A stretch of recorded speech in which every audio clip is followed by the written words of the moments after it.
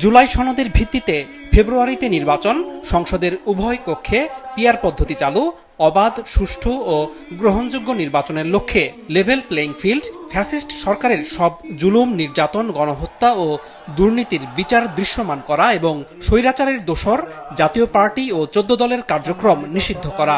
এই 5 দফা দাবি নিয়ে জাতীয় মসজিদ বাইতুল মুকাররমের দক্ষিণ গেটে বাদ জুমা সমাবেশ করেছে জামায়াতে ইসলামী। যেখানে দলটির সেক্রেটারি জেনারেল সরকারের কোনো উপদেষ্টার পক্ষপাতিত্বের অভিযোগ করেন। এ বিষয়ে প্রধান উপদেষ্টার দৃষ্টি আকর্ষণ করেন তিনি।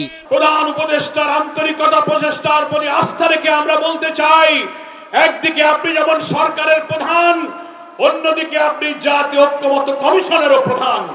দুইটি প্রধান দায়িত্ব নিয়ে আপনি শক্ত থাকবেন। কিছু উপদেষ্টাগণ আছেন মাঝে মাঝে কোন দিকে আপনাকে ঠেলে দিয়ে কোন একটি বিশেষ দলের প্রতি তাদের আনুগত্য প্রদর্শনের অপচেষ্টা চালাচ্ছেন। থানার ওসি সাহেব, ডিসি সাহেব, ইউনো সাহেব, সচিবালয়ের কর্মকর্তা এবং আমলা যারা আছেন, ইভেন আমাদের অন্তর্বর্তীকালীন সরকার উপদেষ্টাদের মধ্য থেকে অনেকের ভূমিকা এখনো জাতির সামনে প্রশ্নবিদ্ধ। কোন বিশেষ দলের প্রতি দুর্বল হয়ে কারো চাপে মাথা নত করে প্রশাসনে কোন দলের পছন্দের লোককে বেছে বেছে পদায়ন করে নির্বাচনকে প্রভাবিত করার অপচেষ্টা অব্যাহত আছে। এগুলো বন্ধ করে নির্বাচনের মাঠকে সমান সমতল করতে হবে। এ জামায়াত নেতা বলেন, জনগণের মতামত উপেক্ষা করে পিআর পদ্ধতির প্রস্তাব বাতিল করা যাবে না। জুলাই সনদ স্বাক্ষরের আগে বিষয়টির ফয়সালা করতে হবে।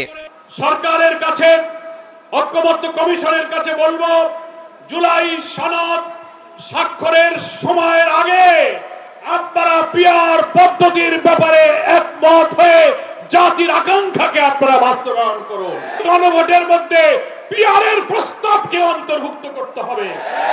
আমরা বলেছি আপনি গণভোটে দিয়ে দেন পিআরের পক্ষে জনগণ কি মতামত দেয়।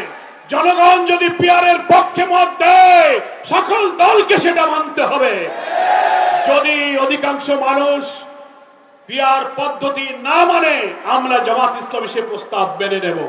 পরে দক্ষিণ গেট থেকে পল্টন মোড় হয়ে কাকরাইল পর্যন্ত গণমিছিল করে দলটি।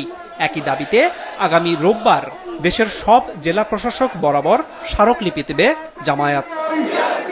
এদিকে অভিন্ন দাবিতে বাইতুল মুকাররমের উত্তর গেটে সমাবেশ করেছে বাংলাদেশ খেলাফত মজলিস।